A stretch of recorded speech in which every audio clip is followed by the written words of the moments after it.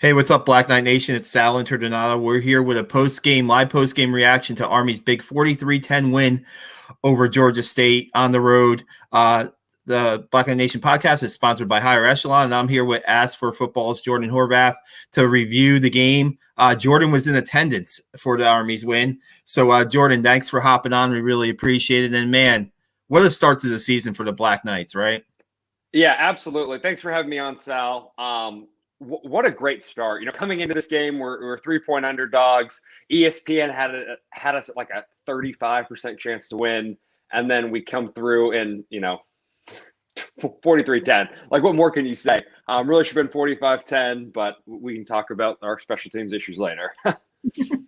Yeah, I mean, it starts off right from the bat, the defense, just on the post-game conference call, and Andre Carter was on. And wow, what a game. We'll talk about his game later, but what a four plays into the game, and the defense makes it basically, to me, a little bit of obviously a momentum shifting play, but it was also a game changer too with that fumble.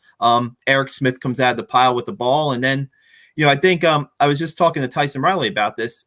Army's first 3 touchdowns came on 3rd and goal. So this offense was determined to put the ball in the end zone early and get up on Georgia State. And, I mean, just a great response early from the Black Knights from what you saw, I'm guessing. Yeah, 100%. And one thing we've seen is that, as teams study the option more and more, because we play them more frequently, we played Georgia State 2 years ago, they get better at making those halftime adjustments. And coming into this game, we didn't know who was going to start at quarterback. They didn't know who was going to start at quarterback. Literally just Jeff Monken and probably Brent Davis knew. So we definitely had the element of surprise in the first half, and I'm glad that we were able to put up as many points as we did. We put up 27 points at the half. So that was the time to do it, and I'm glad we were able to take advantage of an energetic first half and the element of surprise with the quarterbacks. We want to get a lot into the game, but I was messaging back and forth with somebody that was in attendance, and they told me they thought there were as many Army fans as there were Georgia State Georgia State fans at the game. What was your sense of that, of the crowd there today? 100%. Walking around inside the gates of the stadium, there were quite a few Georgia State tailgates, but out in the parking lot, it was all Army. And then their fans were much more spread out, but just based on numbers and the number of people I saw walking around, we definitely had the advantage. So one Navy fan, didn't speak to him, but your Georgia State was not well represented. I think they have a 25,000 person capacity, and maybe 5,000 people were there, and over half of those were probably Army. Yeah, and you talked about at the beginning of the podcast, Army comes in as an underdog in this game, and some people are saying why. It's a 9-win Army team. It's a team with returning starters. I put a number out there, maybe 38 guys who started the game last year that are back. Defense was number 1 ranked in the nation last year in yards allowed. And, I think this, I don't know, to me, a statement game, maybe, because, I think they were a little underrated, underappreciated. I don't know if players that probably doesn't go too much into players' heads, but I know that the seniors on this team, after losing to Georgia State 2 years ago and the way it went down, they were determined to win tonight. Absolutely. And Army always plays better when they're an underdog, according to Vegas. Going into this game, I was a little nervous because of the line, because of the talent Georgia State had, and also for whatever reason, Army tends to struggle early in the season.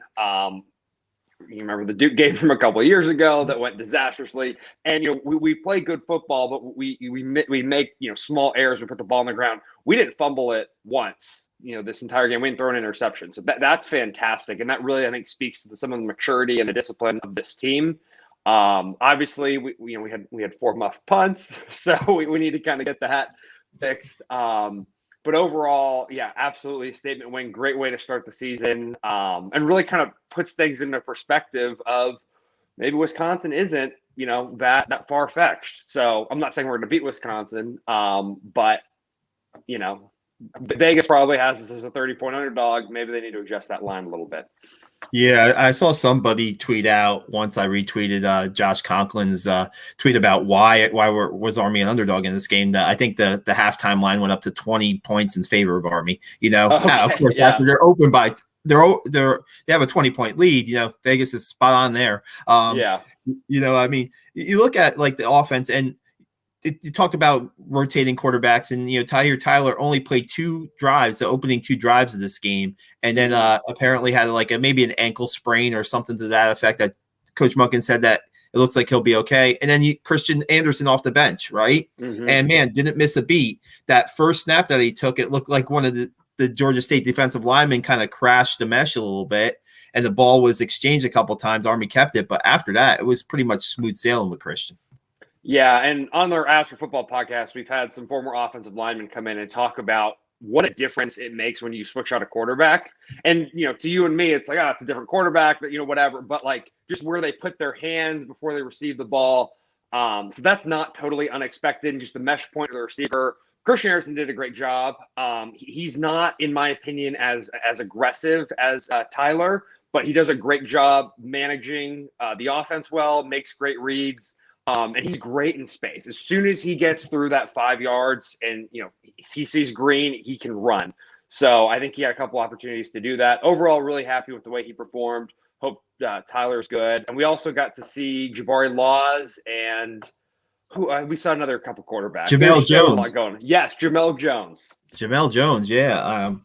Army had 2 passing touchdowns today. I mean, both the slot backs. And Jordan, I was calling for that. I wrote a story for today on the website saying, you know what, we're going to see fullback dive first play. We pretty much can bet Vegas on that, just to see what the Georgia State's defense looks like. But man, wouldn't it be nice to have maybe a pitch play to Terrell Robinson, or even a pass to Terrell Robinson, just to keep the defense honest, right? Mm-hmm. And then there he goes, and it beats a defensive back wide open. Christian Anderson, perfect pass in there for 40-yard pass. And then Jamel Jones, I mean, that pass to Brahim Murphy late in the game. Georgia State's getting up on the run, play action, and there's Brahim Murphy all alone.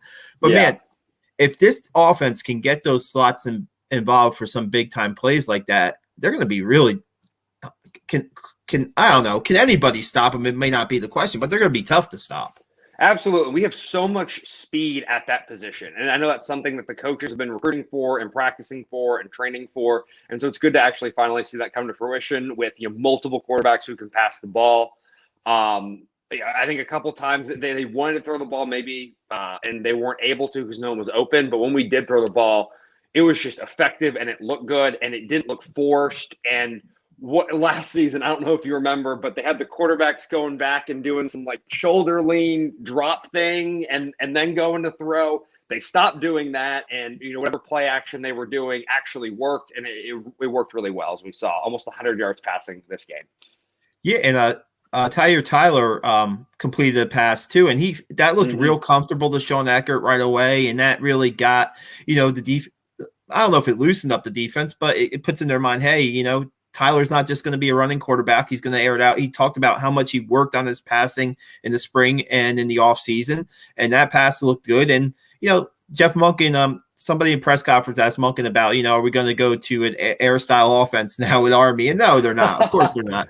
Of course they're not. But just to 6 passes a game, complete six passes a game or whatever they had today, it shows progress. It shows progress. It shows that they're not going to be, to me, at times, I think that where they're just so they have their ways and they're going to stick to their offense and they're going to run fullback. And now it shows, hey, look at that 4th down goal line play with Christian Anderson out of the shotgun, right? Mm-hmm. It's a Q back. It's maybe a delayed Q back draw right up the middle, knowing that knocks the socks off of his defender, and Christian Anderson can almost walk into the end zone. It's a little creativity there on 4th down. It's not just lining up and tossing the fullback up the middle. Exactly. And that's good to see. And it's good to see that we're in a position with our offensive line where we can do that. Because in years previous, offensive line maybe didn't get that push. They were letting people through. And so the only option they had was a quick little, fullback dive up the A gap just to get the ball off so we didn't get negative yardage. And now that the offensive line has really matured and they're healthy and they're able to get that 1-yard push and keep people out of the backfield, we have opportunities to actually let plays develop. And if we want Christian Anderson to do the draw, great. I think that was a design draw, that play. But, he had options in that play if he wanted to pitch it, or, he took it himself, or he probably could have handed it off, could have given it to the fullback if he wanted to. But either way, I think that the maturity of the quarterbacks and now the experience of the offensive line is really going to benefit us later in the season. I guess we talked a little bit about the defense's effort today, but I mean, you look at, they give up 10 points and they force 2 turnovers, and that Jabari Moore interception at the end of the first half. I don't know what Georgia State's doing there, but, when you have the ball deep down your territory with under 2 minutes left, I guess they were looking for points or moving the ball quick. And, man, Jabari Moore has always been a guy kind of on the spot, ready. It looked like he jumped it to pass a little bit, and it sets Army right up for that Anderson touchdown. That's huge. That gives you a 20-point lead at halftime. Yeah, and that actually happened in the end zone I was sitting in. And their quarterback went back as soon as he pivoted, looked to his right. I saw Moore just cut it. He read it perfectly, jumped the route. It was textbook. So, but to your point, just having that solid defense that allows us to go up 27-7 at halftime is fantastic. And the defense keeps us in the game long enough for the offense to continue to grind people down, work out any, kinks and errors that there may or may not be with the option. Defense played fantastic. I mean, they only had the ball for 18 minutes. Like, you can't win a football game unless you're Oklahoma if you have the ball for 18 minutes. So I think that speaks to offensive efficiency, but also the defense, just 3 and out. And it wasn't even a bend don't break. It was they didn't even bend most of the time. So that was good to see. It seemed like they were able to get some pressure on the quarterback. And did they get to him in sacks? No, right away. But I mean, they made him hurry some throws. And I think Georgia State was playing without their lead receiver, Sam Pinckney. They were playing without their lead receiver, Sam Pinckney, too. So that probably affected their play calling a little bit. But man, Andre Carter with a huge game, 3 sacks, and talking to Jeff Munkin after the game, I was like, what kind of matchup problems did he present today? And he's like, today, it might be all season with Andre Carter. You 6'7", 265 coming off the edge there with some speed. Yeah. Who's blocking that guy? Yeah. I mean, we were in the backfield almost every play. And if we didn't sack him, we were, a second or two away from it. So, and, defensive line, fantastic. They're aggressive. I want to talk about our cornerbacks because traditionally the Achilles heel of our defense has been the cornerbacks. They played lights out today against a team that only wants to pass. And it was just incredible. Very happy with the way the cornerbacks played. Didn't get beat deep, did not get burned, read the routes correctly. We're good in pursuit, good in coverage, everything. So I don't know who that position coach is, but he has done a fantastic job with that group. I'm pretty sure it's Darryl Dixon is the corners coach. Okay. Yeah, and you know what? Toward the end of the game, right, you're seeing the depth of Army at cornerback when Isaiah Morris goes into the game. He does a great job on a deep ball and coverage, and he knocks the ball away in the end zone too. Yeah, and that's a guy who's he's behind like a Jabari Moore and a Julian McDuffie, and Cam Jones got some playing time today. They're about 5 or 6 deep at corner, and I think any of those guys are showing that they're ready to go. And you looked at. We talked a little bit about this, but you tell us a little bit about the game. It was 82 degrees, 83 degrees, right? And then on the field, it's hotter. Army guys, there's a lot of rotation in with players because some guys are going off with cramps and stuff. And so the next guy up mentality, and they're not really missing too much of a beat with that. No, I mean, you couldn't tell when people were coming in and out. I mean, traditionally, 5 years ago, if you will, you could tell a difference between the first string and the second string. Now it's almost indiscernible. And to your point, it was 82, 83 degrees, but it's hot on the turf, and the little black rubber pellets just get so hot, and you're standing on it. So saw a lot of guys go down with cramps. It was just hot in the stadium. We were down in section 101, and it was so hot, I had to kind of come up a little bit up into the 200s and had the overhang. So was watching the sun, slowly creep up towards our seat as the day went on. But thankfully, we were in the shade most of the time. But players did not have that luxury. As a West Point grad, it's got to be like to go to see Army on the road and see them win and hear the alma mater be playing, and then to hear the beat Navy at the end, right? I mean, I don't know if there's anything. I don't think anything better fan experience than that. No, it's cool. And I graduated in 2018, and I have not seen pretty much any of my classmates since then. I didn't go to the Army Navy in 2018. I went in 2019. Then obviously last year nothing happened. So it was good to see so many of my classmates show up. So many, class of 20, class of 21 graduates there. It was really cool. It felt like a family reunion. My brother is as a plebe on the football team, so my mom's in some group chat, and all the other freshman football moms all got together. So we tailgated beforehand. That's fun. It really did feel like a home game. Their announcer was obnoxious. He just every time they would get a hit, he'd go, "Oh, boo!" We're down 30 points, and he's hooting and hollering and screaming about third down, and all their fans have left by this point, and they got that horn. But I mean, other than that, it really did feel like a home game, and winning was fantastic, and then singing the alma mater was great. Luckily, there weren't too many times to use that horn today, So. No, yeah. Well, every third down they tried to do it, but other than that, they really didn't have an opportunity. So, what was a pregame tailgate like with Army football moms? I don't want to call them wild, but they love their children. They know what's going on, and they are very in tune to what's happening. And they were fired up about football, and saw some little things of vodka and some purses and some little solo cups floating around. This was 9 a.m. So they were getting after it. Apparently they've been out since like 7 or 7:30. So Army always has a good showing, and we always win the tailgate. Yeah, and it gives a little practice for next week's home opener against Western Kentucky. Exactly.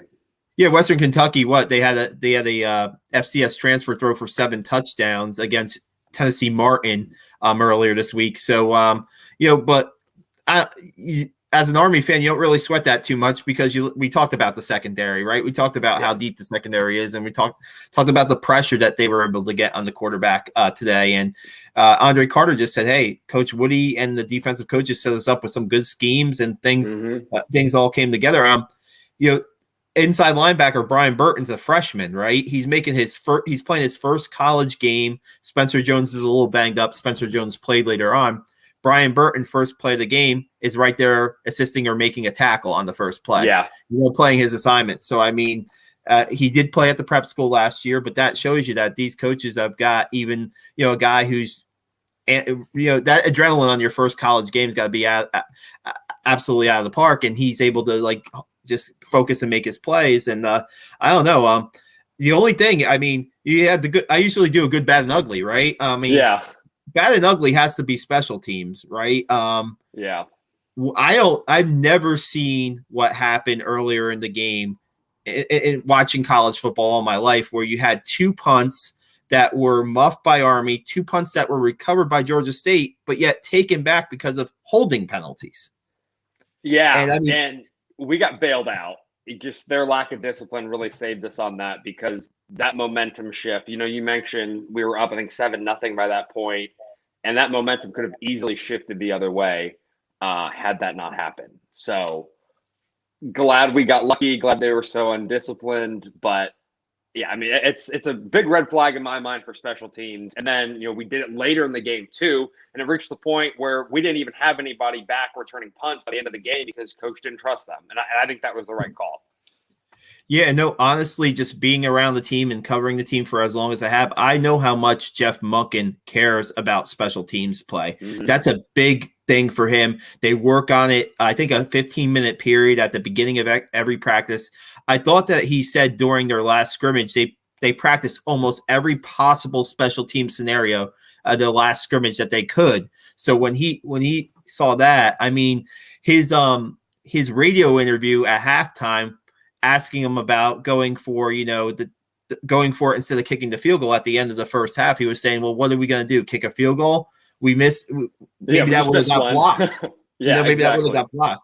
Now, I was kind of in between things during the game. They tried a fake extra point running the kicker. Yeah, we did. The holder got it, went down to put it on the ground for the kicker, and then just kind of popped it up with his other hand. So it was innovative. It was interesting, but I think Georgia State caught on pretty quickly. And it's so hard to get those 2-point conversions out of that because, the kicker's 7 yards back from the line, and so he's on the 10+ yard line. If he's, it's not really feasible, but I understand why they tried to do it. It was cool to see. I think it was the right call, try to, get that momentum back. But at the end of the day, it really didn't matter. 43-10, we Yeah. we hit the over and we covered the spread. So I would have loved to seen kicker Cole Talley get into the end zone, but that would have been something. That would have been really cool. I think his parents were there, so that would have been really cool for them. Yeah, because I talked to Cole earlier this week, and he talked about maybe putting some work in the weight room, and also just getting focused. He hasn't kicked for Army since 2019, wow. And I mean, he didn't play last year. He did not play last year, and he won the job in the preseason. And you look at like his kickoffs, where I don't know if he didn't have a touchback, when he kicked off, and the extra point that was blocked, but I mean, had a chip shot field goal that's gonna just.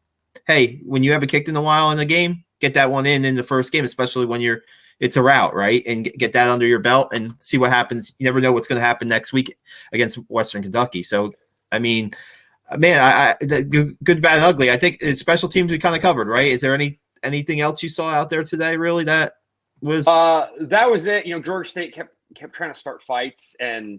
We're just doing the kind of the pushing, and near the end of the game, I think there's a minute left in the game. We're up by 33 points, and they took loss to the ground. 4 guys kind of stood over him and wouldn't let him get up, and that's just ugly football in my opinion. And I'm not impressed by that. But I mean, hey, it's Georgia State, right? They're in downtown Atlanta. What do you expect? So. Yeah, and just for Jabari Laws to get another guy who hadn't played in a snap since November of 2019, Jordan, that guy. I've spoken to Jabari early in his career. He's one of the nicest kids you'll ever meet, and to be what he had gone through, I guess he had like maybe a torn ACL, maybe in late in the 2019 season. Then he re-injured that knee in preseason last year, and just to get him back into the game. And Coach Munkin talked about how much the team loves him and how they were mauling him after the game, like just. That technically right now is your 4th string quarterback, right? Yeah.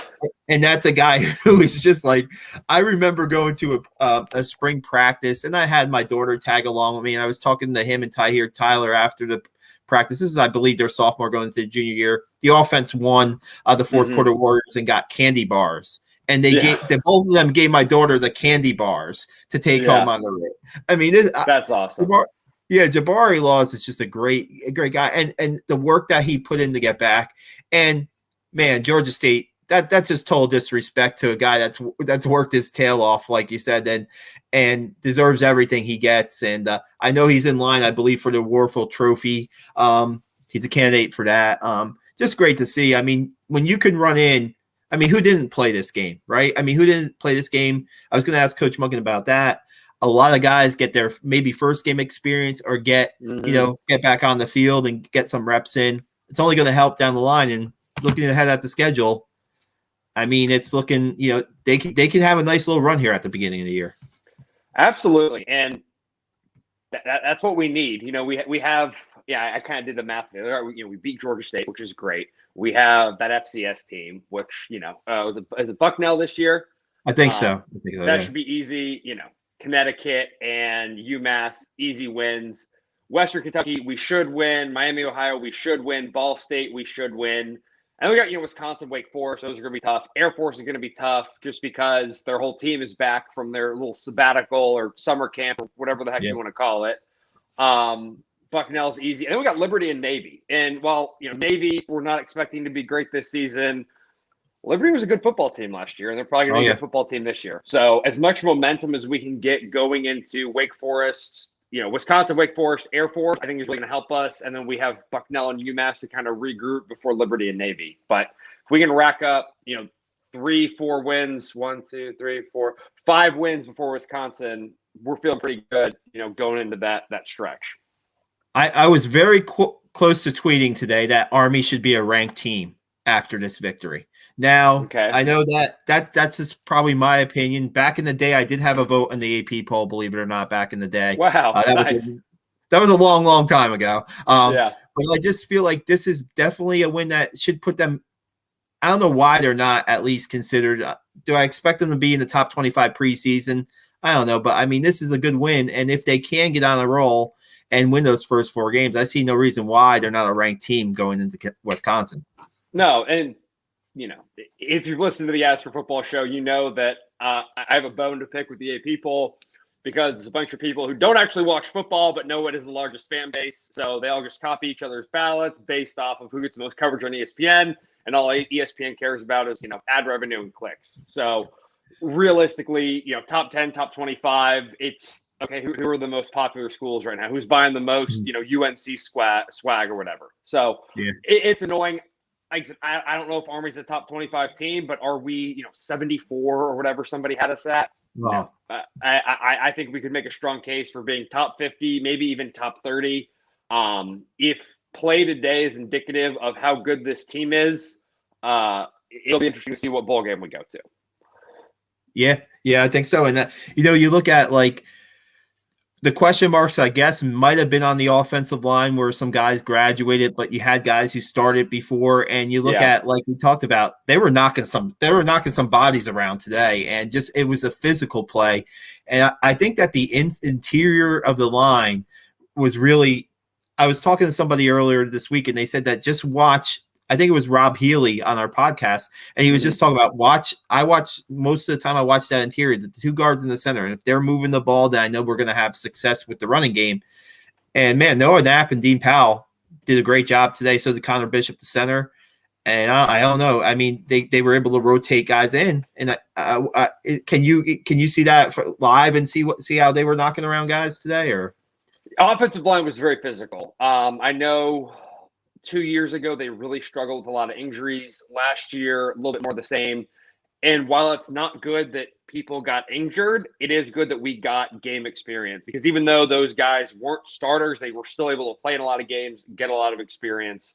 And they were physical. They were moving people off the ball, downfield throwing blocks. It was the type of offensive line that makes an Army fan happy to see, for sure. Yeah, and you have 6 different players score touchdowns today. Tyson Riley, first start, sophomore fullback. People are like, "What's going on with the fullback situation?" Jacoby Buchanan's not on the depth chart. I mean, there's panic mode with our Black Knight Nation Army football fans. And look at Jacoby Buchanan. He was in there. He was moving the pile. He scored a touchdown. They kind of shared it a little bit.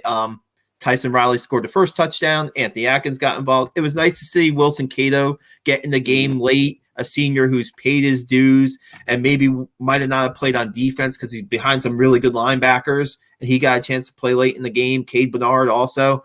And I think there's more coming in the fullback room. So, I mean, and that we know how important that position is. And I think that, we saw the depth of quarterback today for Army. We saw the depth at fullback. And maybe across the board. And Coach Munkin says he's a little concerned about the depth. Maybe he doesn't have like 6 more guys who could be starters, like just laying around somewhere. But I mean, there's a lot of good players. Yeah, it really is. And unlike Navy, our entire offense and defense don't, hinge on one person. We have depth at positions. We have solid leaders at all the positions. And it's good. It's refreshing. And as an Army fan, it's almost scary because you have to kind of learn how to trust again. It's after you had your heart broken, you're going out and you're dating again. You got learn to be emotionally vulnerable. That's how it feels to be an Army fan a lot of the times, because we got burned so many times in the past, and now we are in truly a different age of Army football, and we need to trust coach. And while everyone has their opinion on who should start at quarterback, we just got to trust that they've done the research, they know their analytics, they've made the right decision. And if we don't see someone on the depth chart, there's no reason to throw up our hands and, think the world is falling, because we have so much depth at these positions, and we have coaches who know what the heck's going on. Yeah, I think it's just a matter of they only went too deep. They only listed 2 quarterbacks. They only listed 2 fullbacks. And in the past, you've seen 4 fullbacks listed at times. You've seen a long list of quarterbacks because of the guys have been banged up. And it's a season opener. No need to panic. They also only traveled, I think, with 3 deep. So we're looking at this, our sideline versus Georgia State. It was pretty apparent that we had a lot less people on the field. I know they left a lot of people up at West Point. So those depth charts might look a little different next week when we have the whole team. I forget. I used to ask Coach Munkin about how many he usually travels on the road. I want to say they travel around 70-ish. Between 70 and 75 players, I think. And then, do you bring it? Like, how many quarterbacks are you going to bring? I don't think Cade Ballard was on the trip. I don't think Maurice Ballon was on the trip. those quarterbacks have gotten a good amount of reps in the preseason. Those guys will dress next week at Western Kentucky. Sure. They dress more at home, and we'll see how that game goes. Who knows that? Who knows? They might be asked to play. Ballon was asked to play a couple times late in games last year and performed. And Ballard, we know what he did last year, and I know exactly. that a lot of Army football fans think that maybe he should be under center. So yeah, I'm one of those fans, but we'll save that. No doubt, no doubt. Well, Jordan, I really appreciate you hopping on after the game. Thanks for taking the time. Why don't you tell the people where they can find you guys? Of course. Thanks, Sal. And for those of you who have not heard of As for Football, we are an Army football analytics site. We do podcasts, we have Instagram, we have Twitter, put out a lot of content, pregame, postgame analysis, schedule preview, position preview, and just talk about Army football. So if you're interested in Army football, check out asforfootball.com. We are on every place you get your podcasts. We have the As for Football Army Football Show. We have College Football Roundtable, which is more focused on football as a whole. And then you can also find us on Twitter, Instagram, and Facebook at As for Football. It's a great place to get your college football fix, no doubt. And big fan. And for us, it's blackknightnation.com. You can find us on all like Instagram, Twitter, Black Knight Nation. We also have our YouTube channel where you'll find this podcast. And today, Jordan, our Black Knight Nation shirts came in. Oh, today. nice. So look out. You can find those on our blackknightnation.com websites. It came in like an hour into the game, like around 1 o'clock. It was delivered to my house today. So I had a bet with my daughter that I lost because I was hoping that it would get here before kickoff. But no, you can find that merch there. But hey, Jordan, great having you on. Look forward to this down the road, and go Army. Go Army, beat Navy. Thanks for having me, Sal.